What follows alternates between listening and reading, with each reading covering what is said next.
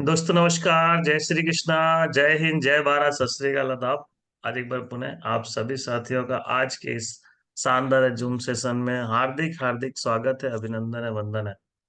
BSS के सभी red cup साथियों को मेरा नमस्कार, सभी बीएसएस योद्धाओं को भी नमस्कार। आज का दिन बहुत ही खास है, आज का दिन बहुत ही यादगार है, क्योंकि आज ईश्वर ने हमें एक बार फिर नई सुबह नई किरण के साथ दिया है, जिसमें हम एक बेहतरीन लीडर को सुनने वाले हैं। दोस्तों आज उन्हें इस स्क्रीन पर इनवाइट करने के लिए मैं हमारे डायमंड लीडर की हेल्प लेना चाहूंगा, और मैं चाहूंगा कि जब उन्हें स्क्रीन पर इनवाइट करें तो एक जोरदार तालियों से, गर्म जोशी वाले तालियों से उनका स्वागत स्वागत होना चाहिए। तो हाथ ऊपर करके एक जोरदार ताली बजाएं। Please welcome mister Prakash Thakur sir on screen. Welcome Prakash sir. और थैंक यू सर। अपने गुरु के द्वारा ठीक है, अपना जो खुद का वेलकम होता है उसकी एक अलग ही अनुभूति होती, खुशी की। तो थैंक यू सो मच। और दोस्तों, जय श्री कृष्णा, राधे राधे। पैनल में उपस्थित हमारे जितने भी साथी हैं उन सभी को मेरा ठीक है वंदन, अभिनंदन, जय श्री कृष्णा, राधे राधे। और दोस्तों, रोज की भांति आज हम सब फिर से इकट्ठे हुए हैं आज जूम सेशन के लिए। और हम रोज कुछ ना कुछ सीखते हैं और सिखाते हैं, और ये सीखने और सिखाने से ही हम कभी कहीं ना कहीं जीवन में आगे बढ़ते हैं। और निरंतर ये हमारा जारी है। और जिसको दिल से कर रहा, ट्रेनिंग ले रहा, वो निश्चित तौर पे आने वाले अपने ठीक जीवन में भविष्य में बहुत आगे बढ़ेगा। इस बात की हमारी गारंटी देते हैं। और ब्रह्म मुहूर्त में किया हुआ हमारे सभी कार्य कहीं ना कहीं 100% पूरे होते हैं, ये मेरा खुद का विश्वास है। और और खुद का विश्वास मतलब ईश्वर का विश्वास है। तो दोस्तों, आगे की कड़ी में आज एक हम ऐसे लीडर को सुनने जा रहे हैं जिनका नाम ही काफी है। ठीक है। और वो हमारे ठीक मध्य प्रदेश के ठीक दमोह बीएसएस मतलब सिस्टम से बिलोंग करते हैं। उनके बारे में बताऊं, नाम है ठीक है ऋषि सोनी मैडम। उनके बारे में मेरे पास शब्द नहीं है। मतलब बिजनेस के प्रति इतनी समर्पण भाव से मतलब काम को कर रही हैं। और आज आज वो मतलब दिन को दिन नहीं, रात को रात नहीं, और मतलब काम ही उनका कहीं नहीं प्रायोरिटी है। और काम प्रायोरिटी मतलब वो अपने ठीक है जो उद्देश्य, जो ठीक है जो भी उनके जीवन में चाहत है, जो भी वो पाना चाहती है, बहुत जल्दी पूर्ण होने वाली है। और आने वाले कुछ ही समय में ठीक है वो रेड क्लब भी होने वाली है। तो दोस्तों, ज्यादा देर ना करते हुए मैं स्क्रीन पे इनवाइट करूंगा। ठीक है, जब भी वो स्क्रीन पे आए उनका एक जोरदार ठीक है शानदार ठीक है वेलकम होना चाहिए। तो प्लीज कम ऑन, ठीक है, स्क्रीन पे जूम पेन स्क्रीन पे मिस ऋषि सोनी मैडम आप आए और आज ठीक स्पेशल ट्रेनिंग दें। और हम सब आपकी ट्रेनिंग से कुछ ना कुछ जीवन में ठीक है लाभ लें। तो thank you so much welcome Rishi प्रेशु मैडम। आपका मैडम, सब वेलकम। जोरदार तालियां होनी चाहिए दोस्तों। वेलकम रेसू मैडम, वेलकम। स्वागत है आपको पैनल पे। Thank you so much. सर्वप्रथम हमारे diamond leader Prakash Thakur sir ने मेरा इतना जोरदार स्वागत किया, thank you so much sir. और कहीं ना कहीं शब्दों सर ने बहुत सारे शब्दों का शब्द लिए मेरे लिए, उसके लिए बहुत बहुत धन्यवाद सर। आप सभी का आशीर्वाद है तो मैं आगे बढ़ रही हूँ। तो सर्वप्रथम साथियों, हमारे बीएसएस के founder leader mister Manoj Kumar Soni sir और डीएन शर्मा सर को मेरा प्रणाम। हमारे diamond leader mister Prakash Thakur sir, Rupesh sir को मेरा नमन। और हमारे रेड क्लब लीडर्स को मेरा प्रणाम। और बीएसएस के सभी योद्धाओं को मेरा नमस्कार, आदाब, सत श्री अकाल और सभी को गुड मॉर्निंग। साथियों, आज बहुत ही अच्छा दिन है और आज पुनः मुझे फिर से बोलने का मौका मिला। थैंक यू सो मच सभी गुरुओं का, धन्यवाद। साथियों, आज से कुछ समय पहले आपकी तरह ही मेरी शुरुआत हुई थी, और जब मेरी शुरुआत हुई तो मेरे लिए भी सब नया था, जैसे आज बहुत सारे साथियों के लिए नया है। और मैंने भी उस जानकारी को वैसे ही लिया था जैसे कि आपने लिया आज और मैंने कुछ टाइम पहले लिया। बस अंतर समय का है, बाकी तो इन्फॉर्मेशन सेम है। तो साथियों, बीएससी की पढ़ाई के दौरान मेरे को भी ये जानकारी लेने का मौका मिला, और जब मैंने इस जानकारी को लिया मेरे को सारी बातें समझ में आई, बहुत अच्छा लगा। लेकिन उस समय मेरा जो डिसीजन था वो फादर के ऊपर हुआ करता था, मैं डिपेंड हुआ करती थी। तो मेरे को तो सारी चीज अच्छी लग गई थी, लेकिन मैंने एक ही शब्द लिए थे कि सब कुछ तो बढ़िया है, एक बार मेरे पापा जी से मिल लीजिए, उनको बता दीजिए। तो मेरे जो सीनियर है उन्होंने एक अजनबी व्यक्ति के माध्यम से मेरे को जानकारी मिली थी, तो उन्होंने फिर घर पे आकर के मेरे पिताजी को भी पूरी इन्फॉर्मेशन दी, सारी चीज उनको समझाई।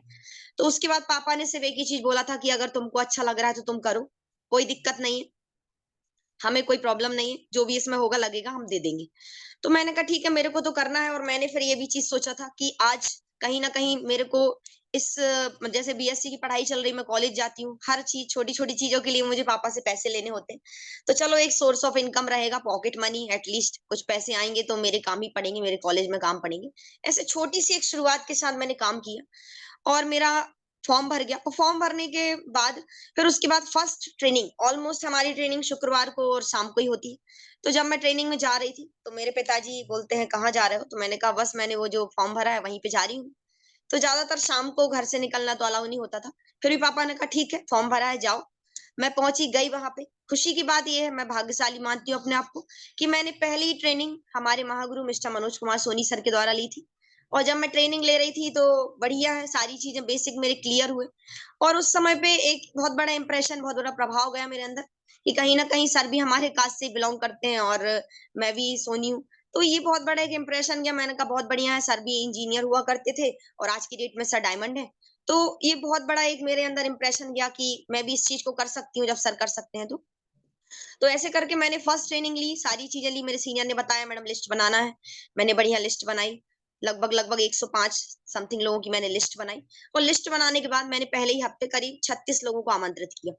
और 36 लोगों को मैंने शनिवार में आमंत्रण किया। और आमंत्रण करने के बाद रविवार को मेरे बढ़िया, मेरे जितने भी फ्रेंड थे 9-10 लोग मेरे हॉल में आए।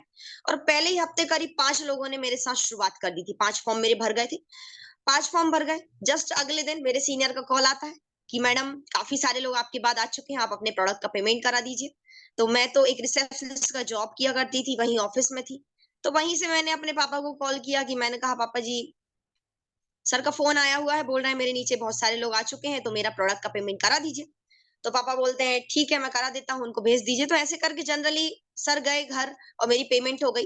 तो मतलब ज्वाइनिंग होने में ज्यादा कोई दिक्कत समस्या नहीं आई। लेकिन उसके बाद जब धीरे धीरे प्रोसेस में मैं आई, शुरुआत हुई, तो मेरे को सबसे शानदार, सबसे पहले एक टारगेट मिला, 10 जोड़े कंप्लीट करके आप मोबाइल जीत सकते हो। सबसे पहले मैंने उस टारगेट को कंप्लीट किया। उस समय मेरे पास मोबाइल भी नहीं हुआ करता था बढ़िया सा, तो मैंने सबसे पहले मोबाइल जीता। और खुशी की बात है कि उस समय नरसिंहपुर शहर में ही जो एक प्रेजेंटेशन हुआ करता था, वहां पे हमें महागुरु मिस्टर मनोज कुमार सोनी सर जी के हाथों मुझे मोबाइल लेने का सौभाग्य मिला। मोबाइल लेने के बाद बहुत ही जल्दी, वो दिन दूर नहीं था, जल्दी से मैं सिल्वर बनी। और जब मैं सिल्वर बनी तो जिस ड्रीम के साथ मैंने इस बिजनेस की शुरुआत की थी, स्कूटी, तो मेरे सीनियर ने मुझसे एक ही सवाल किया था उस समय, जब मुझे जानकारी देना चाह रहे थे कि मैडम आपके पास स्कूटी है। मैंने कहा अभी तो स्कूटी नहीं है, लेकिन लगता है कि इस साल पापा जी दिला देंगे। तो ऐसे करके मैंने उनको बोला था। तो उन्होंने बोला मैं एक ऐसी जानकारी देने वाला हूँ, आप मात्र 1 महीने के अंदर अंदर स्कूटी ले लेंगे। मैंने कहा बहुत बढ़िया, 1 महीने के अंदर मेरी गाड़ी आ जाए तो फिर क्या हो सकता है, बहुत ही अच्छा रहेगा। तो ऐसे करके मैंने शुरुआत की थी। तो साथियों, जैसे ही मेरा सिल्वर शिप कंप्लीट हुआ, मैंने अपना पहला ड्रीम, मेरी मनपसंद स्कूटी मैंने सर्वप्रथम ली। और जब मेरी स्कूटी घर आई तो बोलते, मम्मी पापा जी को तो बिलीव होता ही है कि बच्चे कुछ कर रहे हैं तो अच्छे ही कर रहे होंगे। लेकिन फैमिली में और भी लोग थे, चाचा चाची, दादा दादी, मतलब और भी साथी थे। तो मेरे घर में और फैमिली मेंबर को भी बिलीव हुआ कि बढ़िया है, ये तो अच्छा काम कर रही है, इसने तो गाड़ी भी ले ली यहाँ से काम करते हुए। तो एक उनके अंदर विश्वास गया कि हमारे घर में कोई बच्ची अगर कुछ काम कर रही है तो चलो इनने खुद से गाड़ी ली, ये बहुत बड़ा ड्रीम होता है। और मैंने वो पूरा किया। तो सभी को एक विश्वास हुआ। नहीं तो पहले बहुत रोक टोक हुआ करती थी, कभी शाम को मीटिंग में लेट हो गए, 9 क्या तो दिक्कत, कभी हम घर आने में देर हो गई तो दिक्कत, कभी अगर घर से ज्यादा देर तक मतलब बाहर है तो दिक्कत। तो बहुत सारी ऐसी प्रॉब्लम हुआ करती थी। लेकिन जब मेरी स्कूटी आई तो एक बिलीव हुआ घर वालों के अंदर कि हाँ बिल्कुल बहुत बढ़िया काम है, इस काम को करना चाहिए। और मैंने किया और शुरुआत की, और बहुत ही तेजी से और भी काम किया। फिर मैंने अपने नरसिंहपुर के पास के शहर गाडरवाड़ा में काम शुरू किया। और गाडरवाड़ा में काम शुरू करने के बाद बहुत जल्दी हमने वहां पे अपना टारगेट कंप्लीट किया।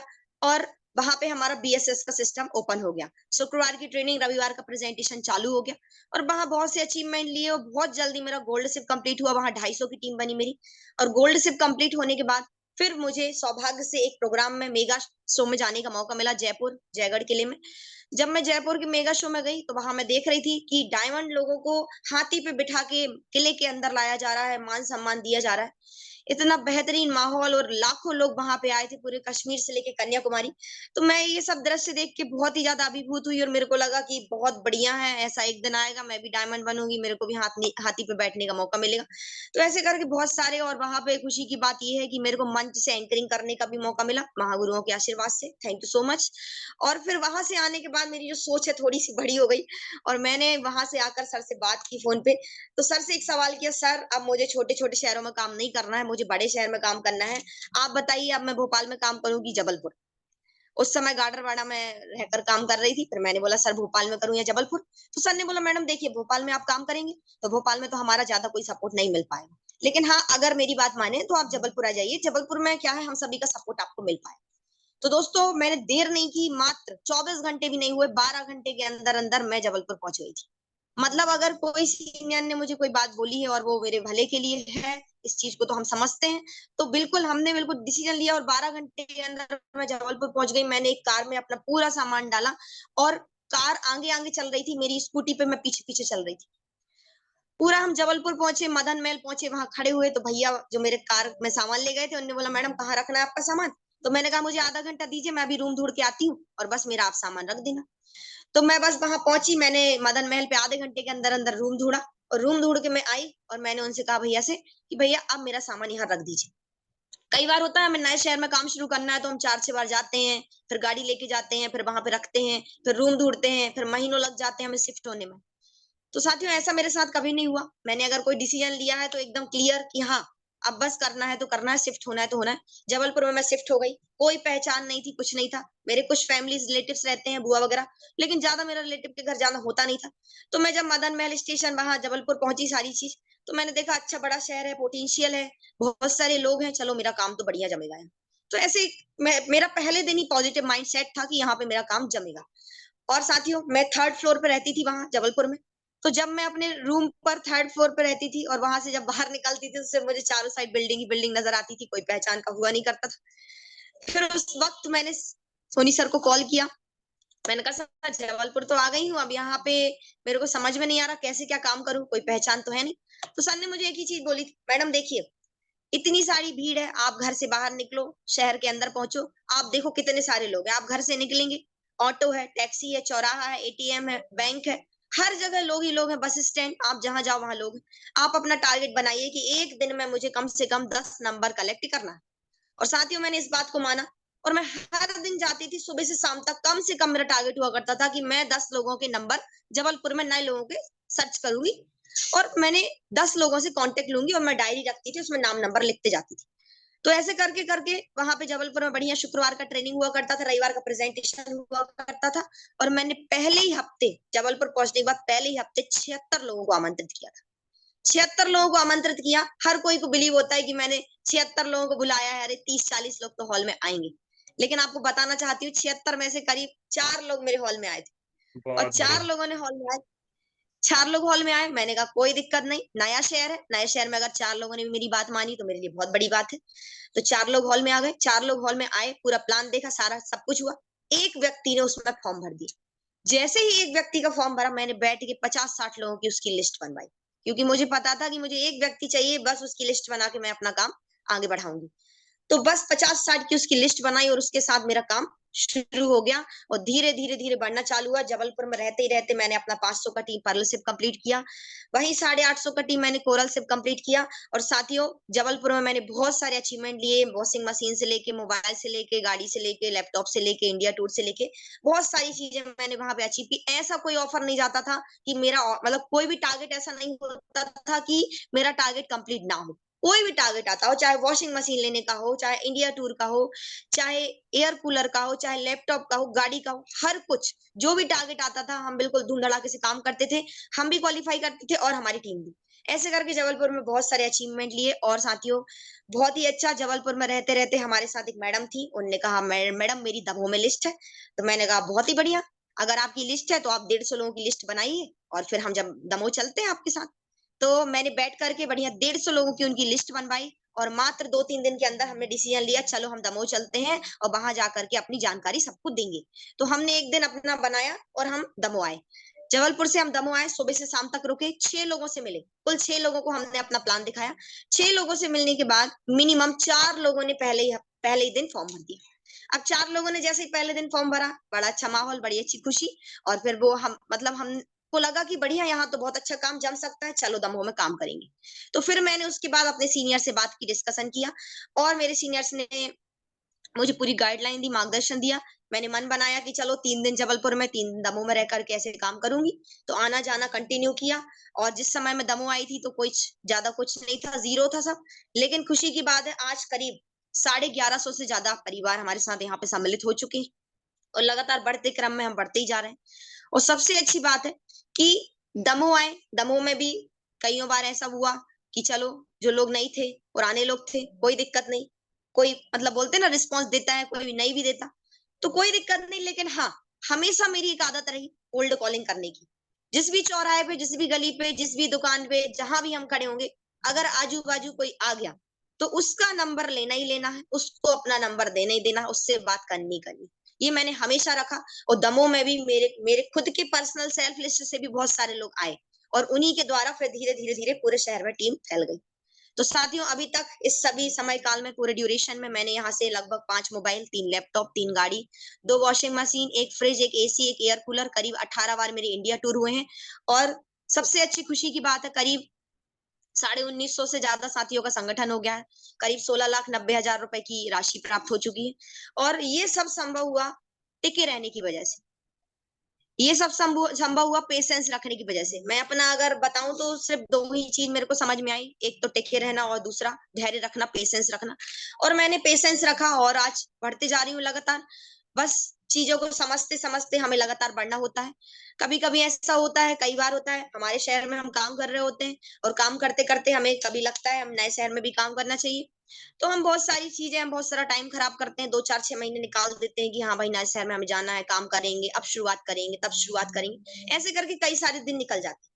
लेकिन साथियों, मुझे ऐसा लगता है कि समय के साथ चीजों को बदलना होता है और परिवर्तन करना होता है। मैंने भी किया, नरसिंहपुर से गाडरवाड़ा, फिर जबलपुर, फिर बीच बीच में कटनी, इटारसी में भी मैंने काम किया, फिर उसके बाद दमोह, और अभी रिसेंटली सागर में भी काम कर रही हूँ। तो ये सब चीजें तभी होती हैं जब हम अपने सीनियर से बेहतरीन फाइन ट्यूनिंग में होते हैं, उनसे लगातार लगातार संपर्क में होते हैं। हम हर दिन की अपनी प्रक्रिया जो भी होती है अपने सीनियर को बताते हैं। तो साथियों, थैंक यू सो मच। मैंने कुछ अपनी जर्नी से आपको बताने का प्रयास किया। मैं महागुरु जी से आदेश चाहूंगी। सर जी, स्क्रीन शेयर कर सकती हूँ मैं? बिल्कुल बिल्कुल रशु मैडम, आगे बढ़िए आप, बहुत बढ़िया। जी sir, thank you so much. तो साथियों, कहीं ना कहीं इस तरीके से मैं लगातार बढ़ते जा रही हूँ। आज जो भी है शब्द भले मेरे हैं, लेकिन आज मैंने जो भी सीखा है अपने महागुरुओं से सीखा है, और चाहूंगी कि आगे भी सर लोगों का मार्गदर्शन मेरे को मिलता रहे, मैं आगे बढ़ते रहूंगी। तो आज पुनः फिर से आप सभी साथियों का हार्दिक हार्दिक स्वागत है। मैं अपने गुरुओं के लिए 2 लाइन बोलना चाहूंगी। गुरुर् ब्रह्मा गुरुर् विष्णु गुरुर्देवो महेश्वरा, गुरु साक्षात परम ब्रह्म तस्मै श्री गुरुवे नमः। आशीर्वाद दे सर, बिल्कुल, बहुत मैं बढ़िया, बहुत अच्छे से ऑल आगे द बढ़ूंगी। बेस्ट। बहुत सारा आशीर्वाद, शुभकामनाएं। जल्दी थैंक रेड यू, क्लब में आने वाले हैं आप। Thank you so much sir जी। तो साथियों, आज मैं कुछ बताने का प्रयास करूंगी।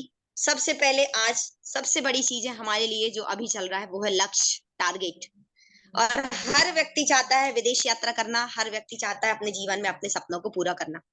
तो हमें बहुत अच्छा लक्ष्य मिला हुआ है। Thank you so much BSS system, thank you so much safe shop, thank you so much सभी महागुरुओं का, जो हमें इतना अच्छा टारगेट दिया। और इस टारगेट में सभी विदेश यात्रा करना चाहते हैं, आगे बढ़ना चाहते हैं। साथियों, हमारे टारगेट का नाम हम सबको पता है, 50 डेज ट्रेनिंग गोल्ड, 50 दिन सोने की वर्षा। और आज हमने देखा कि पानी की वर्षा होती है, समय में बहुत तेज पानी भी, बारिश भी होती है, कम भी बारिश होती है, लेकिन 50 दिन सोने की वर्षा होने वाली है। ये खुशी की बात है कि हम एक ऐसी संस्था में हैं जहाँ पे हम सोने की वर्षा में भी हमें भीगने का एक मौका प्राप्त हो रहा है। तो यहाँ पे आज बात करते, सबसे पहले डायरेक्ट सेल के हमें प्रमोशन मिले हुए हैं, जिसमें मात्र 8 सेल करके हम यहाँ से स्मार्टफोन जीत सकते हैं। मात्र 11 सेल करके हम यहाँ से गोवा टूर जीत सकते हैं। और साथियों, कहीं ना कहीं मात्र 20 सेल, मैंने अपने पहली बार इतने टाइम से वर्क करते हुए पहली बार ऐसा देखा कि 20 सेल करने पे हमें विदेश यात्रा, पहली बार इतना कम, इतना छोटे से टारगेट में हमें इतनी बड़ी चीज मिलने वाली। और साथियों, गाड़ी जीतने का भी मौका है, पेयर टारगेट करके भी हम गाड़ी जीत सकते हैं, स्कूटी। इसके अलावा पेयर टारगेट करके हम यहाँ से बाइक भी जीत सकते हैं, और पेयर टारगेट करके हम अपने जीवन का एक सपना कार भी पूरा कर सकते हैं। ये सभी टारगेट हमारे सामने हैं, और कहीं ना कहीं इस टारगेट में लगातार हम सभी काम कर रहे हैं। और सबसे अच्छी बात है कि हमें इतना अच्छा टारगेट मिला हुआ है कि इस टारगेट में फ्रेशर से लेके टोपास तक सभी लोग अपना टारगेट कंप्लीट करके, जो भी बिजनेस वॉल्यूम हमें मिले हैं, हमारा खुद के लेवल का टारगेट करके हम इस चीज को आगे बढ़ा सकते हैं। मैंने अपने समय काल में फर्स्ट टाइम देखा कि हम यहाँ से इतने कम छोटे से टारगेट को कंप्लीट करके इतना बड़ा टारगेट जीत सकते हैं। तो साथियों, जब भी हमें कोई टारगेट मिलता है तो हमें सबसे पहले तो अपने लक्ष्य के लिए सेट करना है, डेट सेट करना है कि हम किस तारीख को ये चीज कंप्लीट करने वाले, रीच किस दिन हम पहुंचने वाले हैं। तो set them, be them and reach them, मतलब एक टारगेट को बनाना है और उसमें कैसे पहुंचना है उसके लिए पूरी तैयारी हमें करनी है। तो इस प्रकार से जब भी कोई टारगेट हमें मिलता है तो उसमें कुछ बातों का ध्यान रखना चाहिए। लक्ष्य रखना अच्छी बात है, लेकिन उन्हें हासिल करने के लिए योजना बनाने की जरूरत होती है, वरना लक्ष्य लक्ष्य ही रह जाएगा और उन्हें हासिल करने की खुशी आपको कभी नहीं मिल पाएगी। मतलब कभी भी कोई टारगेट आता है तो उसके लिए बेहतरीन योजना बनानी चाहिए कि हम उस पर कैसे आगे बढ़ेंगे, कैसे काम करेंगे। आपने जो लक्ष्य रखे हैं उसके लिए हमेशा हमें सबसे पहले अपना लक्ष्य नोट करना चाहिए, लक्ष्य लिखना चाहिए। अपना लक्ष्य अगर हम लिखते हैं, जैसे यहाँ पे लिखा अपना लक्ष्य लिखिए, जैसे हमने नोट कर लिया कि मुझे 15 अप्रैल तक 20 का टारगेट कंप्लीट करना है, मुझे 5 अप्रैल तक 11 का टारगेट कंप्लीट करना है। जो भी अगर हम अपने टारगेट को लिख लेते हैं तो कहीं ना कहीं हमारा माइंड क्लियर हो जाता है, माइंड सेट हो जाता है, सारी चीजें माइंड सेट से होती। अगर हमारा माइंड सेट हो गया कि मुझे 5 तारीख तक अचीवमेंट लेना है, तो हम उस चीज को करके ही रहते। और अगर हमने किसी चीज को लिखा ही नहीं तो वो बस हमारे दिमाग में गोल गोल गोल घूम रही है, वो हो भी सकती है, पूरा नहीं भी हो सकती। लेकिन अगर हमने उस चीज को नोट कर लिया है, एकदम फिक्स कर लिया है कि नहीं मुझे ये चीज करनी ही है, जीतना ही है, तो वो चीज बहुत जल्दी प्रकृति भी हमें उसको दिलाने में सहयोग करती है। तय कीजिए कि आप कितने समय में हासिल करने वाले। हमें हमेशा तय करना चाहिए कि कितने समय में मैं ये चीजों को जीतने वाला हूँ। टाइम ड्यूरेशन होना चाहिए। अगर आप कोई समय तय ना करें तो आपका लक्ष्य सिर्फ बनकर रह जाएगा। मान लो अगर हम किसी डेट को सेट ही नहीं कर रहे हैं तो फिर हमारा जो टारगेट है सिर्फ वो एक सपनों में ही रहेगा कि मैं विदेश में हूँ, फ्लाइट में बैठ रहा हूँ, फिर मैं विदेश में जा रहा हूँ, वहां पे पैराग्लाइडिंग कर रहा हूँ, ये सब सपनों में ही रह जाएगा। तो कहीं ना कहीं हमें सबसे पहले तो अपने टारगेट को लिखना चाहिए, उसके लिए एक यथावत योजना बनाना चाहिए, समय निर्धारित करना चाहिए। योजना बनाइए कि उन्हें हासिल करने के लिए आपको क्या क्या करना होगा। हमें कभी भी हम जो अपना टारगेट बनाते हैं कि भाई हमें जैसे 20 सेल करनी है और हमें बैंकॉक टूर विदेश यात्रा यहाँ से जीतना है, तो उसके लिए मुझे क्या क्या करना। उसके लिए मुझे घर से जल्दी निकलना होगा, सबसे पहले तो उसके लिए बेहतरीन लिस्ट बनानी होगी और घर से निकलना होगा। मुझे हर दिन 5 से 10 लोगों को टच करना होगा, जानकारी देनी होगी। और उसके बाद अगर बीच में किसी की शादी है, पार्टी है, बर्थडे है, कुछ है, तो उनको अवॉइड करना होगा। और कई बार बहुत सारी चीजें बीच बीच में आती हैं समय काल परिस्थिति से, कभी ईश्वरी परीक्षा आती है, कभी समय की परीक्षा आती है, कभी स्वयं की परीक्षा आती है। तो इन सब चीजों से बाहर निकलना है, क्योंकि मौसम भी बदलता रहता है, परीक्षाएं भी आती रहती है, लेकिन इन सब चीजों से हम निकलते हैं तो कहीं ना कहीं जो हमने योजना बनाया है उस पर हम अपने लक्ष्य को हासिल जल्दी करते हैं। सोचिए कि कौन कौन सी रुकावटें आ सकती हैं, फिर सोचिए कि आप उन्हें कैसे पार कर पाएंगे। वही ईश्वरी परीक्षा, कभी मान लीजिए घर से हम निकल रहे हैं, कोई आकस्मिक घटना हो जा रही है तो उन चीजों से बाहर निकलना। कभी किसी फ्रेंड का बर्थडे है तो भाई वो बर्थडे में 3 घंटे ना जाकर अगर हम 3 घंटे में 2-4 लोगों से मिल लेंगे तो कहीं ना कहीं हमारा ऑफर जल्दी हमारा टारगेट कंप्लीट होगा। तो ये सारी चीजें हम अगर पहले से ही निर्धारित कर लें, ठान लीजिए कि हमें इस चीज को करना ही है, खुद से वादा करना है। साथियों देखिए, वादा तो बोलते हैं कि कमिटमेंट करना चाहिए, बिल्कुल करना चाहिए, लेकिन कमिटमेंट अगर खुद से किया जाए तो वो 100% पूरा होता है। अगर कमिटमेंट हमने खुद से कर लिया और इसको एक डायरी में लिख करके अपने हस्ताक्षर कर लिए कि नहीं इतनी तारीख तक मैं इस चीज को अचीवमेंट लेने वाला हूं, तो 100% वो चीज होती ही होती। सिर्फ खुद से ठानने की देर। तो अगर हमने लक्ष्य बनाया तो हमें खुद से ठानना है कि इस चीज को हम कंप्लीट करके रहेंगे, कैसे भी होगा मैं कंप्लीट करूंगा। हम अपना लक्ष्य जब निर्धारित करते हैं तो हमें लक्ष्य निर्धारित करने से मिलता क्या, अपनी दिशा साफ करने के लिए। मतलब हम लक्ष्य क्यों निर्धारित करते हैं, अपनी दिशा साफ करने के लिए, कि हमें बिल्कुल क्लियर रहे कि मुझे 5 तारीख तक ये अचीवमेंट लेना है, तो हमारी दिशा इसमें साफ होती। सेकंड, अधिक सफलता प्राप्त करने के लिए। मान लो ऐसे जनरली तो ज्यादा कोई रिजल्ट नहीं मिलता या रिस्पॉन्स नहीं मिलता, पर अगर टारगेट के दौरान हम जहाँ पे 50 गुना काम करने वाले थे वहां 80 गुना काम करने का मौका मिलता है, तो इसमें हम अधिक सफलता भी प्राप्त करते हैं यदि हमारा लक्ष्य निर्धारित है। जीवन पर नियंत्रण करने के लिए मान लीजिए अगर हमारा लक्ष्य निर्धारित है तो हम नियंत्रित रहेंगे, हमें पता रहेगा कि सुबह से जाना है, शाम तक हमें ये काम करना है। पर अगर हमारा लक्ष्य नहीं रहेगा तो कुछ नियंत्रण नहीं रहेगा, हम गोल गोल घूमते रहेंगे। कोई दोस्त मिल गया, उसने बोला आओ भाई चाय पीते हैं, तो हम उसी के साथ फंस गए। फिर किसी ने कहा, मान लो घर में ही मम्मी ने बोला, वाइफ ने बोला कि चलो थोड़ा सा मार्केट चलते हैं, तो वहीं हमने 2-3 घंटे खराब कर दिए। तो इसमें क्या है कि नियंत्रण नहीं रहता। पर हाँ, अगर हमारा लक्ष्य तय है तो हम नियंत्रण रखते हैं। चौथी चीज, अपनी क्षमता बढ़ाने के लिए, अपनी कार्य क्षमता बढ़ाने के लिए अगर हमारा माइंड सेट है कि मुझे 5 तारीख तक अचीवमेंट लेना है, तो उसमें हमारी कार्य क्षमता भी बढ़ जाती है, हमारी कार्य करने की क्षमता भी, गति बढ़ जाती है। इसके बाद खुश रहने के लिए, अगर हमारा लक्ष्य माइंड में सेट है, कंप्लीट करने के लिए हम खुश रह के उस चीज को काम करते हैं, और खुश रह के कोई भी काम को करते हैं तो बहुत तेजी से हम आगे बढ़ते हैं। तो इस तरीके से लक्ष्य निर्धारित अगर हमारा रहता है तो ये सारे बेनिफिट हमें मिलते हैं। कभी भी बोलते हैं कि जीवन में गोल होना चाहिए, गोल के बिना पूरा गोलमोल रहता है। और अगर हमें अपने लक्ष्य को पूर्ण करना है तो उसके लिए होना चाहिए समर्पण, डेडिकेशन। अगर हम डेडिकेशन के साथ कार्य करते हैं, आगे बढ़ते हैं, तो 100% वो चीजें हमें मिलने वाली हैं जिन चीजों के लिए आज हम यहाँ पर आए हैं। आकर्षण शायद अनेकों के लिए हो सकता है, पर समर्पण किसी एक के लिए होता है। साथियों, आपका कोई अपलाइन है, आपने उनके साथ बैठकर अगर अपनी प्लानिंग कर ली है, तो मुझे लगता है एकदम आपको समर्पित भाव से उनकी बात को मानना चाहिए, समर्पित भाव से इस कार्य को करना चाहिए। अगर हमें अपने कार्य के प्रति समर्पण रहेगा तो फिर दुनिया की कोई शक्ति नहीं है जो हमें कुछ पाने से रोके। तो हमें समर्पण भाव से इस कार्य को आगे बढ़ाना, समर्पण नहीं तो कुछ नहीं।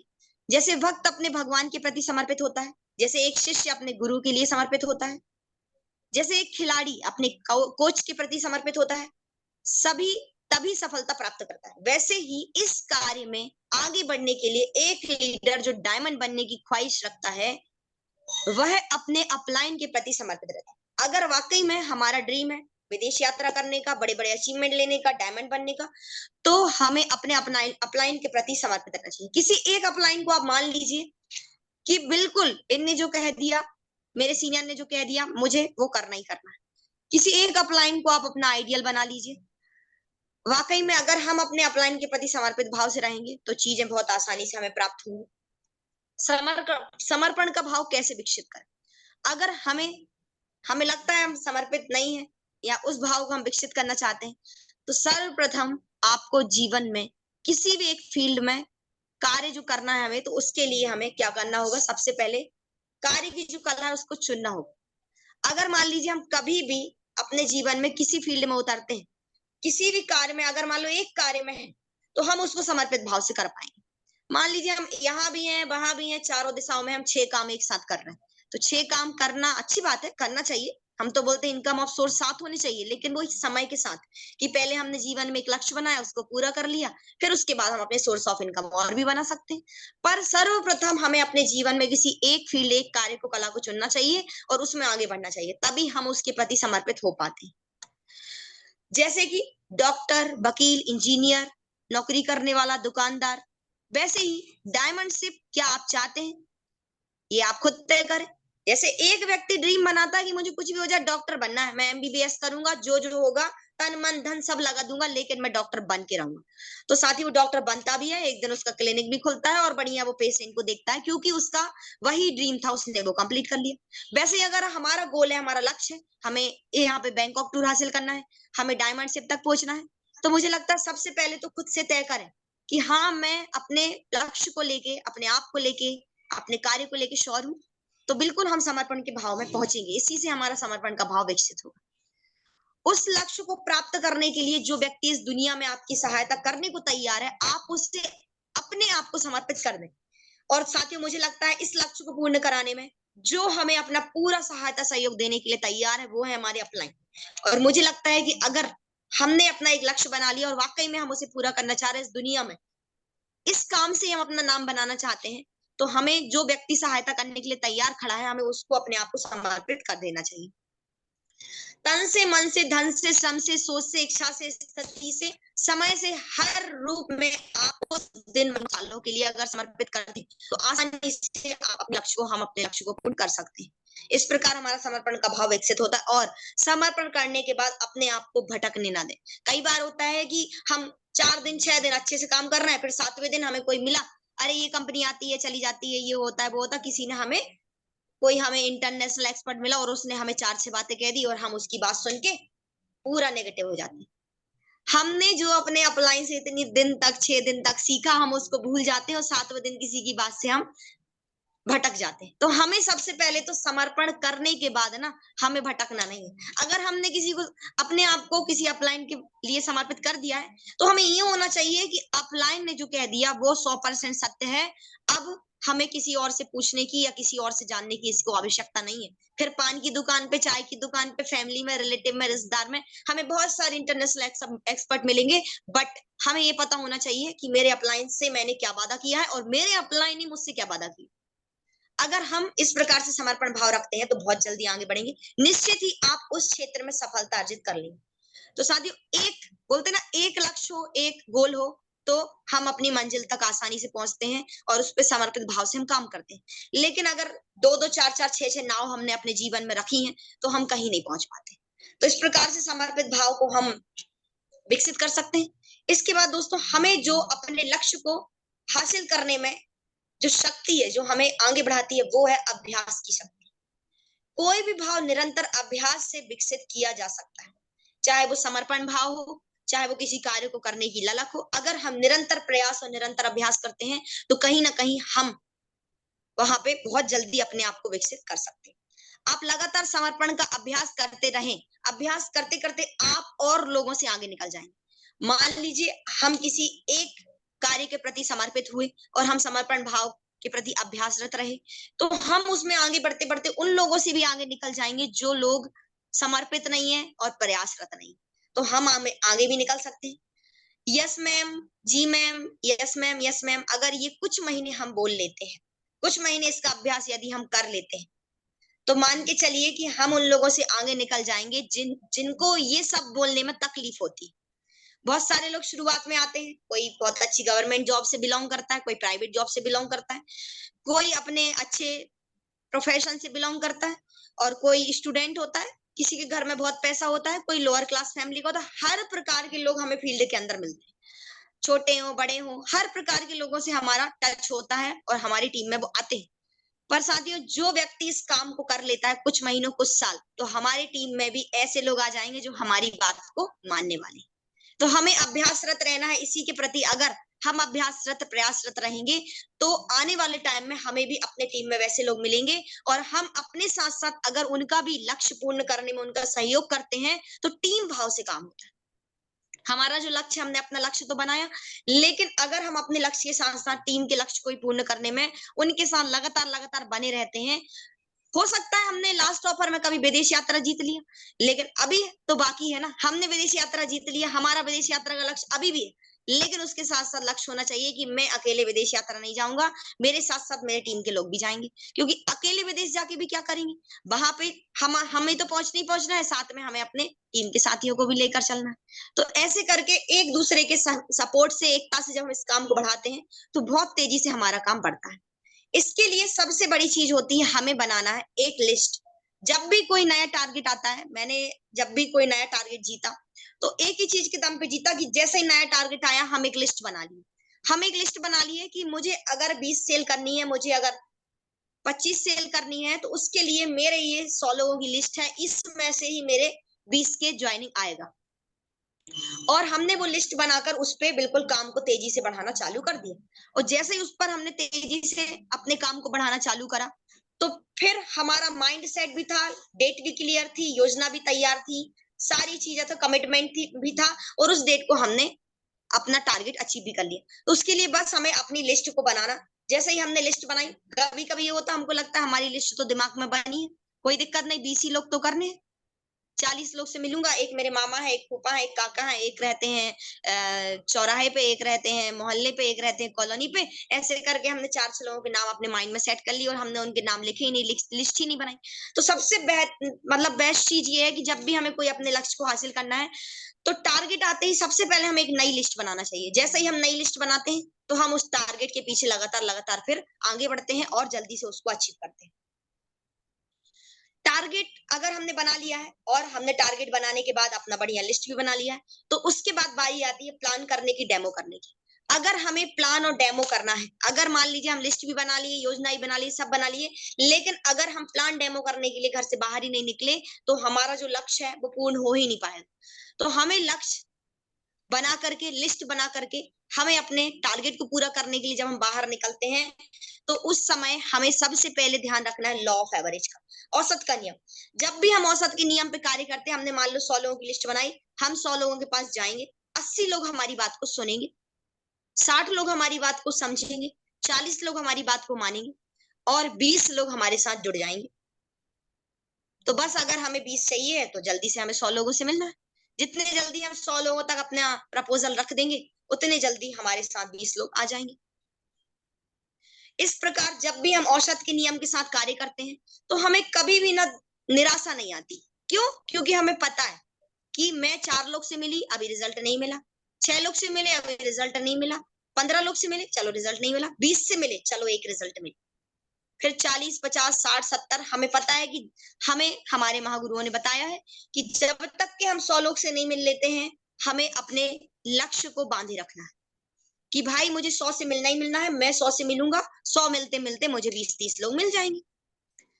कई बार ऐसा देखा जाता है कि हम 100 लोगों को टच ही नहीं करते, हमने 10 लोगों से मिले और 10 लोगों ने मान लो हमें मना कर दिया, तो हम सोचते अरे यहाँ कुछ होता ही नहीं है, कोई जुड़ता ही नहीं है, टीम बनती ही नहीं है, अरे ये सब तो कहने की बातें हैं, ये तो बहुत कठिन काम है, ये सब लगने लगता है।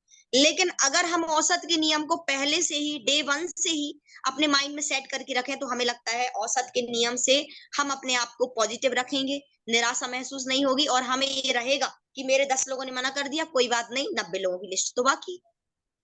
तो इस प्रकार से औसत शब्द में ही छुपा है औसत, 100। तो 100 तक जब तक हम टच नहीं कर लेते हैं, हमें हिम्मत नहीं हारना चाहिए, 100 लोगों को टच करना है। लॉ ऑफ एवरेज के बाद जब भी हम अपने काम को आगे बढ़ाते हैं तो हमें हमेशा आदर्श जोड़ी बनाकर ही जाना है।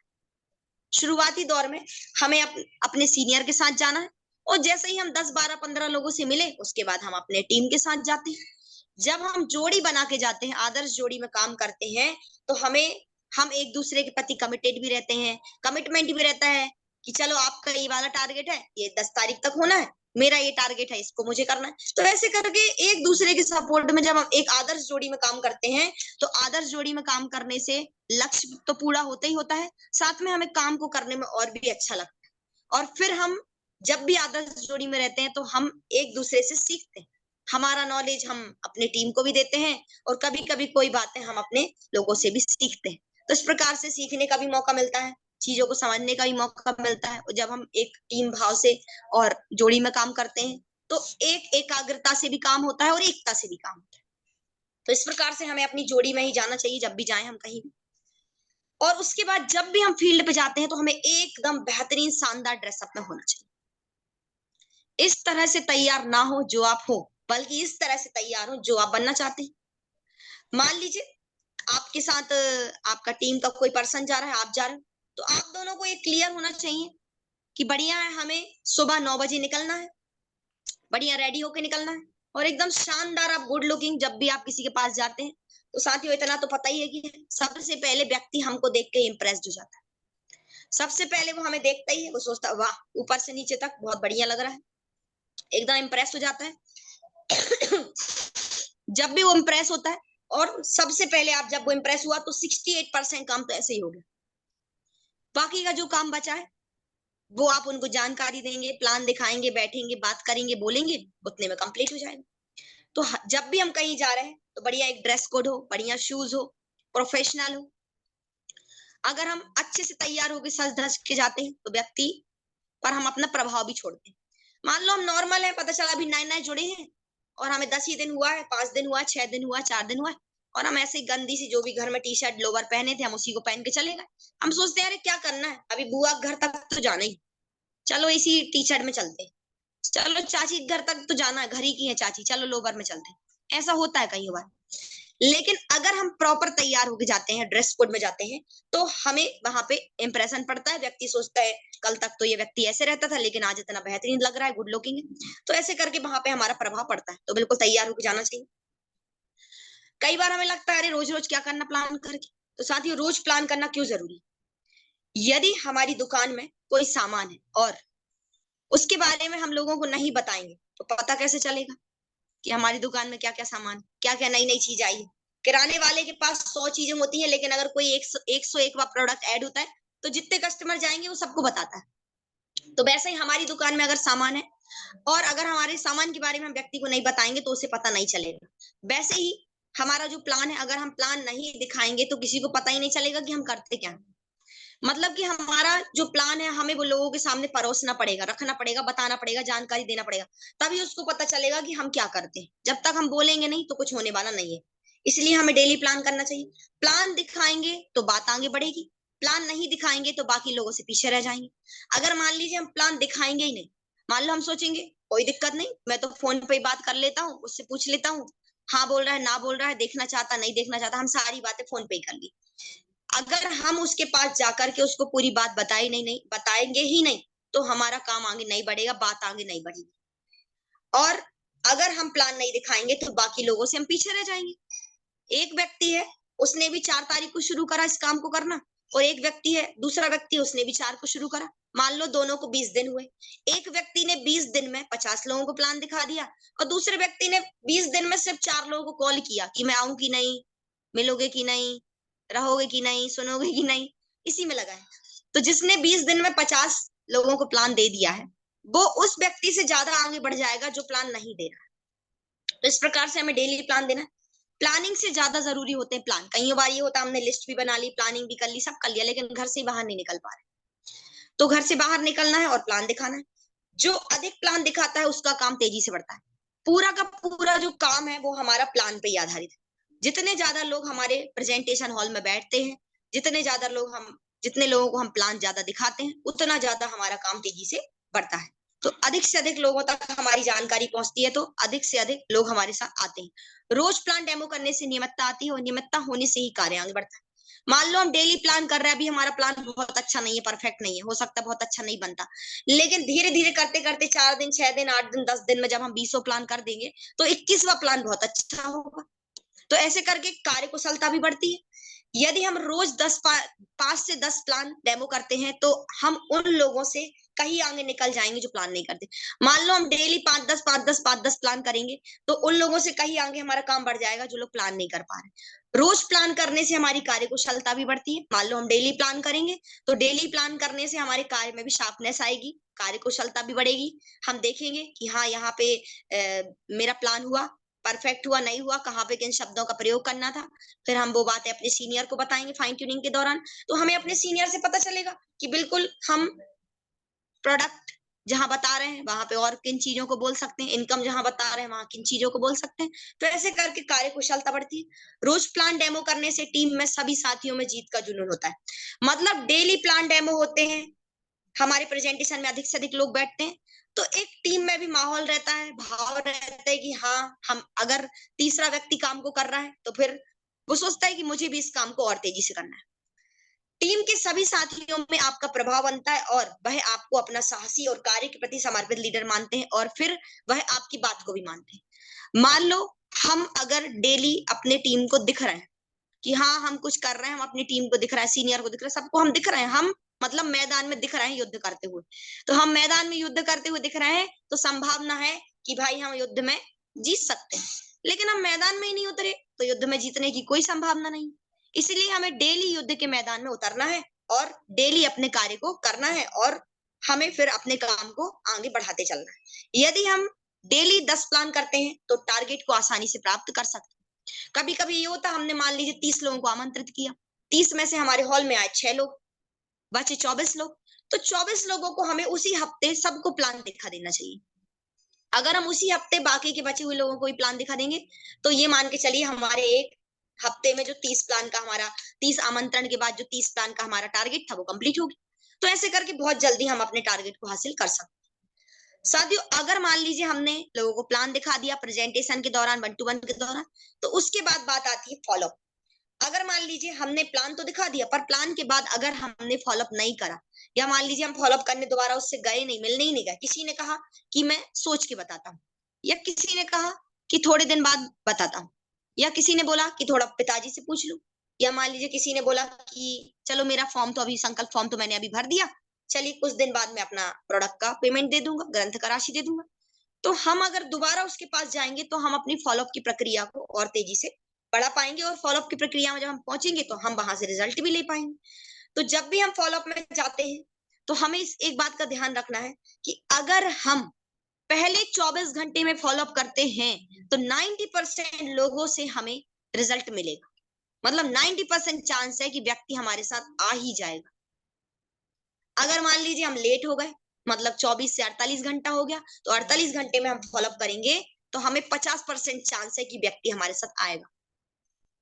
लेकिन अगर हमने थोड़ा और लेट करा, अगर हम 72 घंटे बाद फॉलोअप करते हैं तो व्यक्ति आ भी सकता है और नहीं भी आ सकता। मतलब कि फॉलोअप करने का जो सही समय है वो है मिनिमम 24 घंटा और मैक्सिमम 48 घंटा। 24 से 48 घंटे में अगर हमने किसी का फॉलोअप, जैसे आज मैंने किसी को प्लान दिखाया, और आज प्लान दिखाने के बाद अगर मान लो हम अगले 2 दिन के अंदर अंदर हमने उसका फॉलोअप कर लिया, आगे की जो भी प्रोसीजर, जो भी और प्रोसेस है वो उसको बता दी, और 24 से 48 घंटे के अंदर हमने फॉलोअप कर लिया और सारी बातें उसके सामने रख दी, तो हमें वहां से रिजल्ट मिलने के चांस हैं 50 से 90% चांस। पर हम 72 घंटे बाद कभी कभी ये लगता है यार मैंने अभी तो उससे फॉर्म भरा है, अभी अभी तो संकल्प फॉर्म भरा है उसका, अब रहने दो, थोड़ा 4 दिन बाद चलेंगे। नहीं, ये गलत है। मुझे लगता है कि अगर मेरे सीनियर ने भी मेरा फॉर्म भरने के 24 से 48 घंटे के अंदर मुझे टच नहीं किया होता तो शायद आज मैं यहाँ नहीं होती जहां हूँ। हो सकता है कि हमारी टीम में भी हमारे जैसा कोई व्यक्ति मिल जाए, अगर हम सही टाइम पे सही व्यक्ति को टच कर ले तो इस प्रकार से हमें फॉलोअप के दौरान समय का विशेष रूप से ध्यान रखना है। फॉलोअप के समय कुछ ध्यान देने वाली बातें होती। सबसे पहले तो हम कभी भी अगर मान लीजिए अपने सीनियर को फॉलोअप पे लेकर जाते हैं तो हमें अपने सीनियर का सही आइडेंटिफिकेशन करना है। मान लो हम सीनियर को लेके गए तो हमें उसके बारे में पूरी बात बताना है। ये हमारे मैडम है, सर है, यहाँ से बिलोंग करते हैं और हमारे साथ आए हुए हैं बड़ा कीमती समय लेकर के, इनको इतना समय हुआ है। तो ऐसे करके सीनियर के बारे में 6 लाइन बतानी।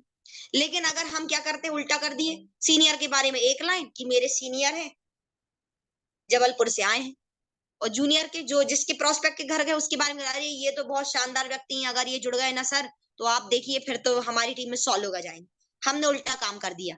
जहां हमें सीनियर के बारे में 6 लाइन बतानी थी वहां हमने सीनियर की 1 लाइन बता दी और प्रोस्पेक्ट की 6 लाइन बता दी। पर हमें प्रोस्पेक्ट की 1 लाइन बतानी है और सीनियर की 6 लाइन बतानी। सीनियर की पूरी अचीवमेंट, पूरी की पूरी तारीफ करनी, और जो प्रोस्पेक्ट है उसके बारे में बस नाम बताना है, क्या करता है बस तब बताना, 1 लाइन बताना। तो हमें सीनियर का बहुत शानदार, जितना अच्छा हम एडिफिकेशन करते हैं उतना अच्छा हमारा फॉलोअप होगा और उतना अच्छा वो व्यक्ति हमारे सीनियर की बात को सुनेगा। ठीक वैसे अगर मान लीजिए हम अपने किसी डाउन पार्टनर के साथ गए तो हम उसको पहले ही बता दें कि भाई तुमको मेरे बारे में ये लाइनें बोलनी और सामने वाले के बारे में ये बोलना है, पहले ही से सिखा दें। क्योंकि नया नया व्यक्ति है, वो आपके साथ जाएगा तो गलती कर सकता है, लेकिन हम उसको पहले ही से बता के ले जाएंगे तो वो गलती नहीं करेगा। तो इस प्रकार से एडिफिकेशन हमें बहुत दमदार करना चाहिए। जब फॉलोअप चल रहा हो तो ध्यान पूर्वक सुने और अपनी डायरी में सवाल और जवाब नोट कर लो। मान लो फॉलोअप चल रहा है तो फॉलोअप के दौरान हमारे सीनियर ने प्रोस्पेक्ट से क्या कहा और प्रोस्पेक्ट ने सीनियर से क्या कहा, आप चाहो तो अपनी डायरी में नोट कर लें। अगर हम डायरी में नोट कर लेंगे तो बाद में फिर हम अपने फॉलोअप पर जब जाएंगे तो हम उस डायरी को पढ़ भी सकते हैं कि मेरे सीनियर ने इस बात का क्या उत्तर दिया था। तो इस प्रकार से हम डायरी में नोट कर सकते हैं। सीनियर फॉलोअप कर रहा है तो आप अपने ही संकल्प फॉर्म, डायरी, पेन, ये सब चीज सीनियर के बगल में रख दें, है ना। तो उसमें क्या है कि बातें करते करते फटाफट से सारी प्रोसेस स्टार्टेड रहेगी। तो इस प्रकार से हमें छोटी छोटी बातों का ध्यान रखना है। जब सीनियर फॉलोअप कर रहा है तो आप बीच में ना बोलें, मौके का इंतजार करें। कई बार ये होता हमसे रहा नहीं जाता, हमको लगता थोड़ा मैं भी बोल लूं, मैंने भी ट्रेनिंग ली है तो मेरे को ही पता है कुछ बात है, चलो मैं भी बोल लेता हूँ। तो उस बोल के हम अपना टाइम, मतलब काम खराब कर लेते हैं। तो हमें क्या करना है, जब सीनियर की बात चल रही है तो बीच बीच में नहीं बोलना है, सही है ना। अगर मान लीजिए सीनियर की और आपके प्रोस्पेक्ट की आपने आइडेंटिफिकेशन कराया, अब आपके सीनियर की और प्रोस्पेक्ट की बात चल रही है, आपको बस पेशेंसफुली सुनना है, मौके का इंतजार करना है कि आपको कब मौका मिलेगा। कभी कभी ये होता है हमारा सीनियर बता रहे हैं हाँ ये टारगेट है, ये आया है, इसमें आप विदेश यात्रा कर सकते हैं। अब हम ये करें हाँ हाँ बिल्कुल बहुत अच्छा टारगेट है, करो ये, मतलब बीच बीच में हम बोलते हैं, तो वो बीच में नहीं बोलना चाहिए, क्योंकि बीच में बोल के हम अपने पैर पे ही कुल्हाड़ी मार रहे हैं, हम अपना काम खराब कर रहे हैं, सीनियर का कुछ नहीं जा रहा। सीनियर आज आपके साथ बैठा है, अगले दिन किसी और का फॉलोअप कर लेगा। तो हमें क्या करना चाहिए, ध्यान रखना चाहिए छोटी बातों, मौके का इंतजार करना है कि मुझे कब बोलना है। जैसे ही आपको अगर आखिरी में सीनियर इशारा करता है, बोलने का मौका देता है, तो हमें तुरंत अपने प्रोस्पेक्ट से कहना है कि बिल्कुल भरो संकल्प पत्र में बैठा हूं, करो प्रोडक्ट का पेमेंट, बिल्कुल अपन मिलके काम करेंगे। 2 लाइन बोलना है आपको। लास्ट की ये 2 लाइन के अलावा बहुत सारे लोग बाकी की सारी लाइनें बोल देते हैं, ये 2 लाइन को छोड़ देते हैं, लेकिन महत्वपूर्ण सिर्फ ये 2 लाइन है कि हमारे सीनियर की और प्रोस्पेक्ट की बात होने के बाद हम लास्ट में बिल्कुल बोले कि करो मैं बैठा हूं, करिए हम मिलकर साथ में काम करेंगे। तो ऐसे करके सारी चीजें होती हैं। 80% लक्ष्य विहीन कामों से केवल 20% रिजल्ट मिलते हैं, जबकि बचे हुए 80% रिजल्ट हमें हमारे लक्ष्य केंद्रित 20% कामों से ही मिलते हैं। मतलब सिंपल सी बात है, अगर हमारा फोकस क्लियर है, माइंडसेट क्लियर है, तो हम अपने 20% काम से ही 80% रिजल्ट निकाल सकते हैं। पर मान लीजिए हमारा कोई भी टारगेट नहीं है, घड़ी की सुई के जैसे, बस 12 से 12 का टारगेट है, जाना है आना है, जाना है आना है, तो बस 80% काम भी करते रहेंगे तो भी हमें 20% रिजल्ट नहीं मिलेगा। तो इस प्रकार से हमें अपना लक्ष्य क्लियर रखना है, अपना गोल टारगेट कंप्लीट रखना है, सेट रखना है, और हम अपने लक्ष्य पर केंद्रित रह के अगर किसी काम को करते हैं तो हमें बिल्कुल रिजल्ट मिलता है। और साथियों सब चीजों के साथ साथ हमें सफलता का SW5 रूल हमेशा याद रखना है। Some will come, some will not come, so what, someone's waiting so start working. हमेशा इंतजार रखना है लोगों का कि कुछ लोग आएंगे कुछ लोग नहीं आएंगे, तो क्या हुआ, कुछ लोग वेट कर रहे हैं, हमें सिर्फ अपने काम को कंटिन्यू रखना है, काम को करते चलना है, काम करते रहना, कंटिन्यू कंटिन्यू, इस नियम का पालन करना है। साथियों यहाँ पे हमारे साथ जूम पर डेली हमारा सुबह सुबह मॉर्निंग सेशन होता है, गुड मॉर्निंग सेशन। हमें लगातार लगातार इस सेशन में अब बने रहना है, और अपने जो भी और साथी हैं उन लोग को भी इस चीज के लिए प्रमोट करना है। साथ में हमारा यूट्यूब चैनल है PSS का, बिजनेस सपोर्ट सिस्टम का, हमें उसे भी प्रमोट करना है। और साथियों इसके अलावा बहुत सारी बातें मैंने बताई, मैं आपको बताना चाहूंगी इस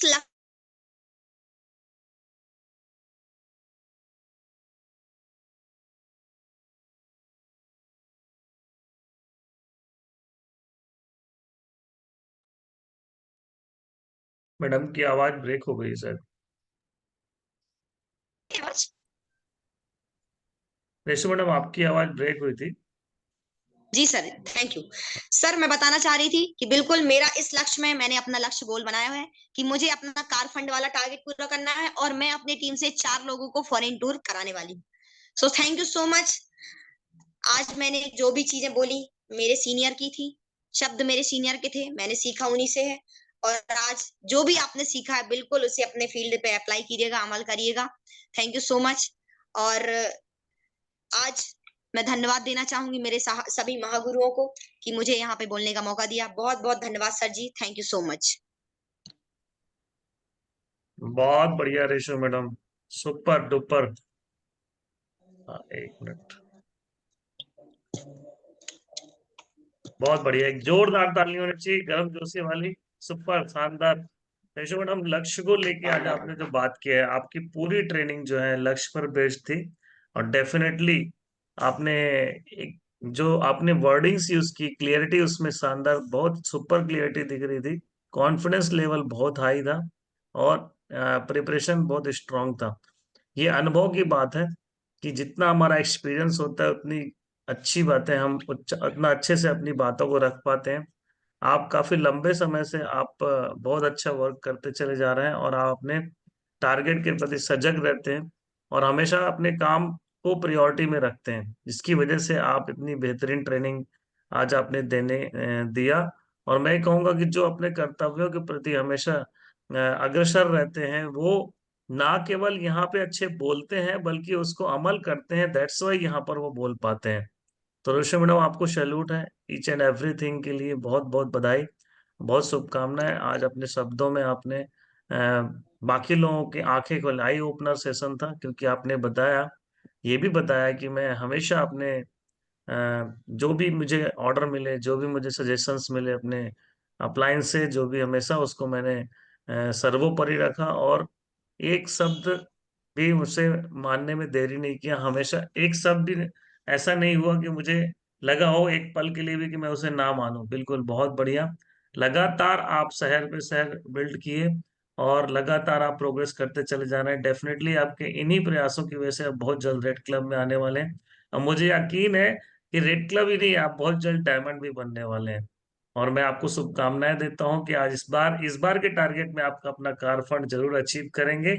और डेफिनेटली आपका कार बहुत जल्द, अगले 1 से 2 महीने के अंदर आपका कार भी आने वाला है। बहुत शुभकामनाएं। मैं आपको थैंक इस पैनल से सभी बातों के लिए बधाई भी देता हूँ, शुभकामनाएं भी देता हूँ, और आपके लिए आपको बहुत सारा आशीर्वाद भी प्रेषित करते हैं। All the best, God bless you. और मार्किंग की बात करो तो 9 आउट ऑफ 10 मार्क जाते हैं आपको। All the best.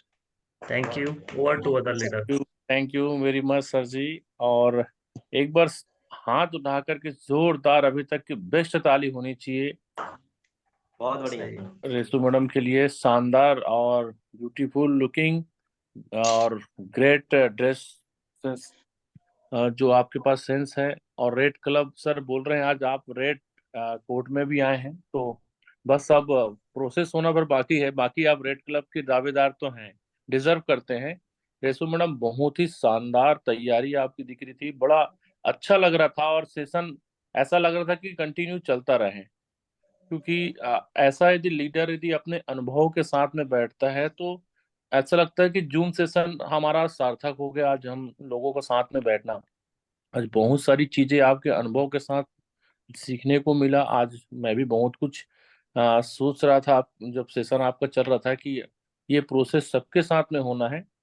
तो लक्ष्य को लेकर के जो आपने बात रखी बहुत ही क्लियर रहा कि डेट वाइज होना चाहिए और लिखा हुआ होना चाहिए, और क्या चाहिए ये पहले तय होना चाहिए, फिर वो लॉ ऑफ अट्रैक्शन उसे आपको जिताने में ना बिल्कुल सहयोग करेगा।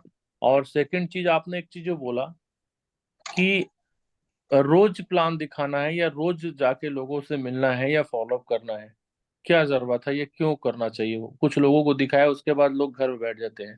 तो मैं बस एक चीज ये पूछना चाहता हूँ, आपने बहुत अच्छे से बात रखा कि रोज प्लान दिखाना क्यों जरूरी है, या रोज रोज क्यों जाना चाहिए। तो मैं ये पूछना चाह रहा हूँ कि रोज हमें खाना क्यों खाना चाहिए, रोज हमें सांसें क्यों लेना चाहिए, है ना। जैसे लाइफ में हर चीज जरूरी होती है, वैसे ही यदि जिस प्रोफेशन में हो और वो प्रोफेशन में आप यदि रोज उस काम को नहीं करोगे तो आप उस काम में दक्ष नहीं होंगे, परफेक्ट नहीं होंगे। और कभी भी देख लो, झोला छाप डॉक्टर और स्पेशलिस्ट में अंतर होता है। झोला छाप डॉक्टर को हम 100 रुपए देने में भी लगता है कि शायद मैं ज्यादा दे दिया क्या उसकी क्वालिटी के हिसाब से। लेकिन वहीं यदि स्पेशलिस्ट की बात होती है जो उसमें महारत हासिल करके रखा होता है, उसको सिर्फ हम कंसल्टिंग चार्ज 1000, 2000, 5000 से ज्यादा देते हैं, और संतुष्ट रहते हैं कि जितना ज्यादा पैसे दे के आए हैं उतना अच्छे डॉक्टर के पास गए हैं, तो शायद अब मैं बिल्कुल ठीक हो जाऊंगा। तो आधा तो मेंटलिटी हम जो सेट करते हैं ना, उस मेंटल के हिसाब से ही हम ठीक हो जाते हैं।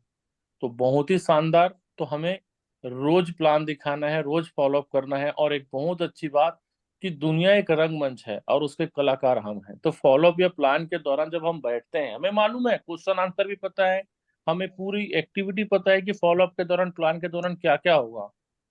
तो हम अपने बिजनेस पार्टनर के साथ में जाते हैं तो हमें वहाँ अपना एक्टिंग जो है ना, अपने जो अभिनय जो आपको दिया गया है उसे पूरा करना है। हर प्लान लगभग लगभग एक जैसे होते हैं, क्वेश्चन भले थोड़ा आगे पीछे आते हैं, लेकिन जनरली एक ही टाइप से होता है। लेकिन आपको जब वहां जाना है साथ में, या खासकर जो बिजनेस पार्टनर जो डाउन पार्टनर है, उसे डायरी लेकर बैठना है। जो प्लान दे रहा है उसके बाजू में जो साथ में जाता है उसको डायरी पेन लेके जाना है, और हर बार ऐसे आपको बिहेव करना है जैसे पहली बार वो क्वेश्चन आया और उस क्वेश्चन में जब जवाब दे रहे हैं तो आप लिख रहे हैं। तो वो आपकी सिंसेरिटी देख करके सामने वाला बंदा इंप्रेस होता है, अरे कि बढ़िया है, यानी नया कुछ मैंने क्वेश्चन कर दिया है और उसका वो अच्छे से लिख रहा है या समझ रहा है, मतलब ये भी बंदा सिंसियर है। तो ये दोनों के दोनों डायमंड जाएंगे और आने वाले समय में बहुत ज्यादा नाम कमाएंगे। तो ये सारी जो अभिनय जब होता है ना, तो सामने वाले बंदे को लगता है नहीं यार, ये बहुत ही सिंसियर लोग हैं और डेडिकेट है और इस बिजनेस को लेकर के बहुत ज्यादा संजीदा है, मुझे इनके साथ काम करना चाहिए। आप इस काम को एक बार करके देखिए जो मैं बोल रहा हूँ, कि जब दो लोग जाते हैं आपके बिजनेस पार्टनर के साथ में, तो ये दोनों के बीच में ट्यूनिंग होनी चाहिए। और खासकर जब जो प्लान देते रहता है तो ध्यान से सुने, बीच में टोका टाकी ना करें कि सर वो बुलसई बता दीजिए ना, सर वो, है ना, इस बीच में वो फॉरेन ट्रिप वाली बात बता दीजिए ना। ऐसा बीच बीच में ना डिस्टर्ब ना करें, लय टूटता है। बल्कि डायरी पेन लेकर के पूरी चीज समझने की कोशिश करें। और जब ये सारी प्रोसेस करते हैं, हमारा उद्देश्य सिर्फ एक होना चाहिए, रिजल्ट कन्वर्ट होना चाहिए हमारा। वो बंदे को जो प्लान दिखाने गए वो बंदा हमारे साथ में आना चाहिए, बस उसके बाद आपको बहुत मौका मिलेगा बात करने के लिए। तो रेसू मैडम, बहुत ही शानदार आपने लक्ष्य को लेकर के, फॉलोअप को लेकर के बहुत बढ़िया सेशन लिया और मैं काफी इंप्रेस हुआ। मैं उम्मीद करूंगा कि आगे भी बहुत जल्द आपका सेशन और हो, है ना, और लोगों को आपका सेशन लेने का मौका मिले। तो मेरे तरफ से भी आपको 10 में से 9 नंबर देता हूँ Risu madam. Wish you all the best और जल्दी से जल्दी आप रेड क्लब की, है ना, ग्रुप में आए आप। थैंक यू मेरी सर जी। शुभकामनाएं, बधाई आपको। Thank you sir. Thank you so much. मेरे गुरुओं ने ठीक है आपके बारे में बताया, और सबसे पहले तो आज आपकी इस ठीक शानदार जानदार ठीक है ऊर्जावान ठीक जोशीली ट्रेनिंग के लिए मैं दिल से आपको बधाई देता हूँ। और मैं तो खैर आपके साथ काफी समय से जुड़ा हूँ, एक लंबी जर्नी हो गई, तो मुझे पता है कि मेरी डाउनलाइन या मेरी टीम या मेरी कोर टीम उससे भी आप कहीं ऊपर है, मतलब सुपर से ऊपर है। आपकी तेजस्वी जो वाणी है, जो कहीं ना कहीं आपके शब्द बाण है, मैं देखता हूँ जब फील्ड में आप होती हैं या किसी के सामने 1-to-1 फॉलो बात पे होती है, तो बंदे की बोलती बंद करने में चंद मिनट ही लगते हैं। जिस समय आप शुरू होती हैं तो बंद होने का आप नाम नहीं लेती हैं। तो आपकी जो बात करने की कला शैली है, ये कहीं ना गॉड गिफ्ट तो है, ये बहुत ही कम लोगों को होता है और खास तौर से महिलाओं में। आपके अंदर बिल्कुल भी 1% भी हिचक नहीं है, किसी भी प्रकार का कुछ भी नहीं रहता आपके ऊपर दबाव कि कौन क्या है। आपको तो अपनी बात ठीक कहीं ना रखना होता है। तो आज हमने काफी समय के बाद एक ठीक दहाड़ने वाली सिडनी को सुना। हम ठीक है डेली ठीक जूम सेशन में अनेक शहरों से ठीक लीडरों को सुनते हैं, काफी अच्छे अच्छे लीडर होते हैं, लेकिन कोई जब हमारी अपनी टीम से होता है और जब इस टाइप की ट्रेनिंग होती है तो दिल ना बाग से बागवान हो जाता है। तो मैं आप पर ठीक फक्र महसूस करता हूँ, सैल्यूट है मैडम आपको। और जो भी आपकी टीम है, बहुत जल्दी जल्दी आपकी टीम पूरे हो। आपकी ठीक संघर्ष, आपका जोश, आपका ठीक लगन, और आपकी कहीं ना कहीं जो आपका ठीक ऊर्जा जो है ठीक है, आपका लगन जो है, ये दिन पे दिन ठीक बढ़ता जाए और भगवान आपको शक्ति दे और जल्दी जल्दी आप ठीक रेड क्लब में आए। और आज आपने बहुत बारीकी तरीके से ठीक है टारगेट को बताया है। जीवन में कोई भी अगर टारगेट आता है, कोई भी लक्ष्य आता है, तो उसके लिए एक प्री प्लानिंग होता है। जब तक हम प्री प्लानिंग नहीं करेंगे, जब तक उसमें हम ठीक है पूरे मनन से हम ठीक है चिंतन मंथन से काम नहीं कर पाएंगे। ये इसको आज आपने बखूबी बताया है। टारगेट को कहीं ना कहीं फाइट करने का, प्राप्त करने, अचीव करने का यही कहीं ना कहीं मूल मंत्र है, जिसको आज आपने बखूबी ठीक तौर पे बताया। तो थैंक यू सो मच। आपकी आने वाली ठीक है भविष्य की और अच्छे ठीक है, मैं कहीं ना आपकी अचीवमेंट की कामना करता हूँ ईश्वर से, आप बहुत जल्दी ठीक है वो सारे ठीक लक्ष्यों को प्राप्त करें। तो थैंक यू सो मच। अब बात करूँ ठीक नंबरिंग की, तो आज ठीक है 10 में से 10 नहीं, ऐसा लगता है 15 नंबर दिया जाए, लेकिन कुछ हमारे ऊपर बॉन्डेड है ठीक है, नियम है। तो 10 में से 9 नंबर मैं भी आपको प्रदान करता हूँ मैडम। और thank you so much. Thank you sir ji. Thank you thank sir. You so much. धन्यवाद सर, धन्यवाद सर। सभी सीनियर्स को राधे राधे, सभी साथियों को जय श्री कृष्णा। बहुत बढ़िया रेशो मैडम, शानदार। हम लोगों को फक्र है आप पे, आज सच बता रहे हैं। सोनी सर, प्रकाश सर, हम तीनों देख रहे हैं, आपको बचपन से देखा है। मतलब सल्यूट करते हैं आपकी समर्पण शक्ति को, सच बता रहे हैं। आज आज जितनी भी नारी शक्ति जितनी पैनल में बैठी है, जो आपकी हम उम्र हो, ऊपर हो नीचे हो, वो आपसे आपसे संदेश जाता है कि कौन कहता है कि नारी बेचारी है, कौन कहता है कि नारी बेचारी है। नारी बेहतर व्यापारी बन सकती है, उसे बेहतर प्लेटफॉर्म मिल जाए और उसके साथ उनकी उसका समर्पण हो जाए, तो ग्रेट है। और जितनी शक्ति जितनी भक्ति आप में है ना, इतनी हम लोग में नहीं है, सच बता रहे हैं। बहुत बढ़िया टाइगर। और हम हमेशा कहते हैं कि शेप शॉप की नंबर 1 है नोनी और बीएसएस की नंबर 1 है रेसू सोनी। बहुत बढ़िया रिशु जी, बहुत बढ़िया। आपने एक एक वर्ड्स को बहुत बढ़िया रखा है। जितने भी साथी पैनल पे हैं वो किसी भी एज पे हो सकते हैं, पर आपको देखकर, आपको सुनकर वो अपने आप में डेडिकेशन ला सकते हैं कि जब आप रेड क्लब आने वाले हैं तो हम क्यों नहीं। तो तब भी एक मतलब लड़की होने के बाद कितनी सारी प्रॉब्लम्स आती हैं, मैं भी देखा हूँ, सुना हूँ। उसके बाद आज आपके यहाँ खड़े हैं, तो बाकी फिर तो वहां पे जो लोग हैं वो तो ऐसे नहीं है ना। तो बहुत शानदार आपने सेशन लेके आए। काम करने के आपने बहुत अच्छे तरीके बताए, मैं नोट किया हूँ काफी चीजें। और न्यू शहर में क्या, रियल में न्यू शहर में जितने ज्यादा आपके नेम जाते हैं ना, फतवा जारी होते हैं, उतने ज्यादा शहर हम लोग भी नहीं बना पाए। सच बता रहे हैं, अकेली लड़की होकर नए नए शहरों में बिल्डअप किया है। तो आज जिस शहर में बल्कि मैं भी काम कर रहा हूँ, उस शहर में भी आपने झंडा गड़ाया है। बहुत बढ़िया, शानदार। तो बहुत बढ़िया है। और जोड़ी बना के काम करने का आपने बताया, लॉ ऑफ एवरेज आपने बताया, मतलब हर चीज बताई आपने। आपसे सभी को बहुत कुछ सीखने की जरूरत है। मेरी तरफ से ढेर सारी शुभकामनाएं आपको। All the best. और रेड क्लब नहीं, आप डायमंड बनेंगे, क्योंकि जितना पेशेंस आपके अंदर है, मजाल जो छेड़े दिलेर को, गर्जेश में तो कुत्ते भी छेड़ लेते हैं सिर्फ। बहुत बढ़िया। ऑल द बेस्ट, ढेर सारी शुभकामनाएं। और रेड क्लब में सीधा डायमंड के लिए मैं वेलकम करता हूं आपको। आपसे बहुत सारे साथियों को सीख मिलती है। बहुत बढ़िया, great and number 1 top leaders. All the best, शुभकामनाएं 10 में से 9 नंबर के साथ आपको। All the best tiger. Thank you sir ji, thank you so much. Welcome. बहुत धन्यवाद आपका। साथियों जय श्री कृष्ण, राधे राधे। राधे आवाज आ राधे। रही मेरी? आ रही है, बोलिए। रेशु जी आवाज पहुंच रही मेरी? आपकी आवाज आ रही है, आप बोलिए। Time hello. ओवर हो रहा है, जल्दी जल्दी कमेंट करेंगे, अचीवर्स को कॉल करना है।